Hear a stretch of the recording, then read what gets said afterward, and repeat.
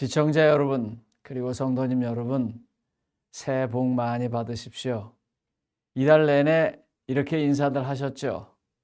이제 구정입니다. 그리고 1월이 다 가고 있습니다. 제가 짓궂은 질문을 한번 좀 하도록 하겠습니다. 여러분들 25년 시작하시면서 혹시 신앙적인 면에서 결심하신 게 있으신가요? 내가 올해는 꼭 새벽 기도를 해야지. 내가 올해는 성경 통독을 몇 번 해야지. 내가 올해는 중보 기도를 통해서 이렇게 하셨지요. 그리고 한 달 지나가셨는데 되게 잘 하고 계십니까? 아니면 작심삼일이라고 또 중간에 멈췄다가 다시 일어나고 또 멈추고 그러십니까? 아마 양쪽 다 있을 것이라고 생각됩니다. 저는 오늘 여러분들과 함께 비록 결심했어도 그 결심이 오래 가지 못해서 또 한번 낙심한 그런 경험이 있는 분들과 또 그 와중에 있는 분들을 위해서 말씀을 준비했습니다. 마가복음 16장 6절로 7절에 보면 마가는 다른 복음서와 달리 중요한 한 부분을 지적하고 있습니다. 거기 뭐라고 말했냐면 천사가 그 여인들에게 내가 먼저 말한 대로 갈릴리로 간다. 그러니 제자들은 갈릴리로 올 것인데 그냥 이렇게 제자들이라고 말하지 않냐고 뭐라고 말하냐면 가서 그의 제자들과 베드로에게 이르시되 이렇게 말합니다. 그래서 베드로를 딱 지적을 해요. 그런데 그때 베드로의 처지는 어떤 처지인 줄 아시죠, 여러분? 다른 사람은 다 버려도 저는 안 버릴 거야 하고 아주 당당하게 얘기했던 사람인데 다른 사람은 다 버렸어도 말까지는 안 했어요.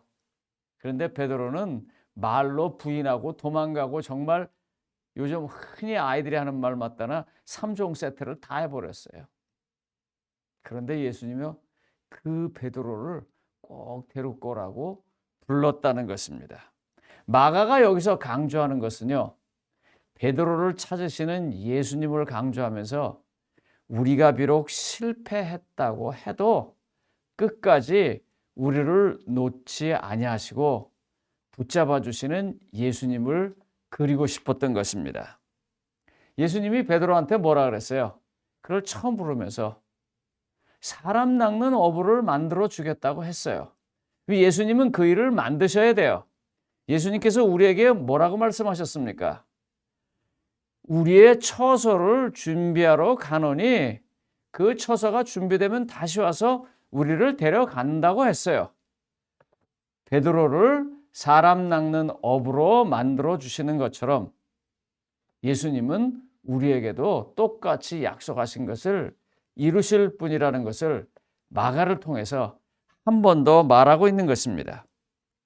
시청자 여러분, 성도님 여러분, 하나님의 능력은요, 예수님의 사랑은요, 성령님의 은혜와 권능은요, 우리가 생각하는 것보다 훨씬 더 큽니다. 우리가 생각하는 것보다 훨씬 더 깊습니다. 우리가 생각하는 것보다 훨씬 더 다양합니다. 그래서 비록 우리가 마음속으로 아이고, 이거 내가 이래서 되겠나? 이 정도면 하나님이 날 버리실 거야 하는 그때에도 하나님의 손은 여전히 우리를 향하고 있습니다. 제가 쉬운 얘기부터 했어요. 새벽기도, 성경 통독, 또 아니면 중보를 위한 기도, 이런 점잖은 것, 남한테 쉽게 아이고 내가 기도하기로 했는데 못했어. 여기서 조금 더 나가서요. 하나님께서 우리를 지켜주시고 붙들어 주시는 것은요, 그 이상인데 예를 들면 사업이 쫄딱 망했다든지 아니면 어떻게 하다 보니까 가정이 깨어졌다든지 아니면 누군가의 큰 손실과 상실이 있었다든지 어쩌면 큰 질병, 어쩌면 그거보다 더한 어떤 일들, 바로 이 마가의 얘기는요, 그런 분들도 하나님은 놓지 않는다는 것입니다. 그리고 그런 분들도 하나님은 세워서 그를 일으키신다는 것입니다. 요한은요, 이 똑같은 얘기에 이런 부분을 하나 더 강조합니다. 요한복음 21장 3절로 4절에 보면은요, 베드로의 이와 같은 언급이 나옵니다. 베드로가 뭐라고 말하냐면 나는 물고기를 잡으러 가노라라고 말합니다. 그런데 성경을 조금만 공부하면 이 말이 얼마나 하면 안 되는 말인 걸 알 수 있습니다. 이때가 언제냐면 예수님께서 부활하셨고 예수님께서 갈릴리로 오라고 말하고 그 전에 예수님께서 특별히 베드로를 2번 더 봤습니다. 엠마오의 제자들이 돌아와서 제자들에게 보고했을 때 나타나신 그 예수님과 함께 그 전에 성경에 보면 한 번 더 베드로가 예수님을 만난 경험이 있습니다. 예수님께서 부활하시고 2번 더 베드로는 예수님을 경험했어요. 부활하신 예수님을 봤다고요. 그럼 베드로가 어떻게 해야 돼요? 부활하신 예수님을 믿고 복음 사역에 나서야 돼서 사람 낚는 어부가 돼야 되는데 그가 고기 잡으러 간다 그래요. 그랬을 때 예수님께서 다시 가셔서 내가 고기를 잡았느냐 묻고 그리고 고기를 못 잡았다고 하니까 이 편에 던지라고 하고 많은 고기가 잡히고 그러면서 그때 그들이 예수님인 줄 알아보고 예수님 앞에 나왔을 때 그 유명한 요한복음 21장에 있는 이야기를 하는 것입니다. 내가 나를 사랑하느냐. 그때 베드로의 대답은 내가 주를 사랑하는 줄을 주께서 아신다고 말하면서 그가 이제 본래의 자리로 들어서는 것입니다. 예수님은요, 바로 그런 분입니다. 예수님은요, 이 땅의 모든 것을 다 사용해서라도 우리를 붙잡아주고 우리의 본래의 자리로 되돌아가게 만들어주시는 분입니다. 제가 사는 동네는요, 그 큰 길 옆에 아주 유명한 공동묘지가 하나 있습니다. 그리고 저와 함께 신앙을 했던 많은 분들이 거기에 잠들어 계시기도 합니다. 그래서 거기를 이렇게 지나다닙니다. 지나가면서요, 생각이 많아요. 이렇게 보고, 아, 저기 누가 계신 데인데, 저기 누구 때문에 갔었는데, 내가 가서는 그때 무슨 말을 했는데, 그러다 무슨 생각하는 줄 아세요? 나는 언제 저기 가지?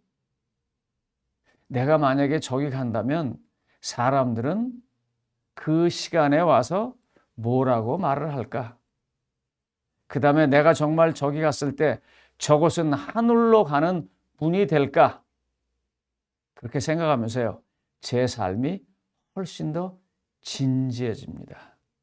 하나님은요, 공동묘지까지라도 사용하셔서 저로 하여금 제가 하나님의 자녀로 살아갈 수 있도록 만들어주고 계세요.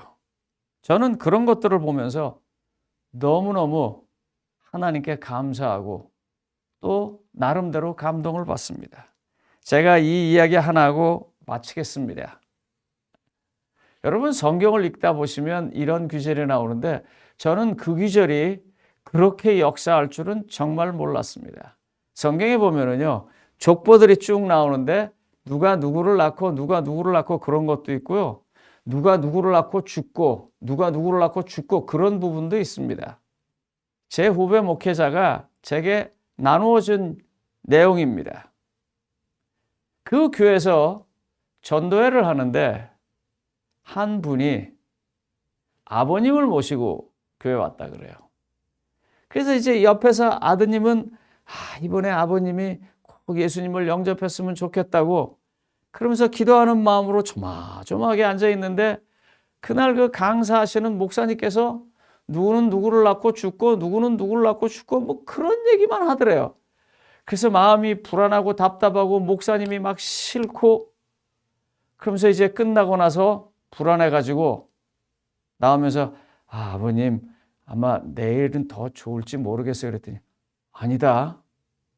나 오늘 너무 좋다. 내가 오늘 큰 걸 배웠다. 예? 봐라, 너의 할아버지가 나를 낳고 돌아가셨고 내가 너를 낳고 이제 나도 죽겠지. 너도 네 자식을 낳고 죽을 거야. 그런 성경의 진리가 어딨냐. 나는 정말 큰 진리를 느꼈다. 하나님은요, 별의별 걸 다 사용하셔서라도 우리를 구원의 자리로 이끌어 가십니다. 베드로에게 그렇게 하셨던 것처럼요. 그래서 이제 이 25년 1월 처음에 막 이거저거 결심하고 한 달을 지내왔는데 그걸 한 것도 있고 못한 것도 있고, 그래서 또 내가 왜 이렇게 못하지 하고 낙담하시는 분들이 계신다면 아무 염려하지 마시고 그 모든 것들을 하나님께 내려놓고 하나님의 손을 붙잡고 25년 한 해를 꼭 승리하는 한 해로 만들어 보시기 바랍니다. 우리는 못하지만 우리와 함께 하시는 하나님은 하십니다. 그러므로 하나님을 믿고 25년 베드로를 불렀던 그 예수님의 부름에 응답하셔서 꼭 베드로가 사람 낚는 어부가 되듯이 하나님께서 여러분 각자에게 맡겨놓은 그 사명을 다 성공적으로 이루게 되시기를 바라고 말씀을 마치겠습니다.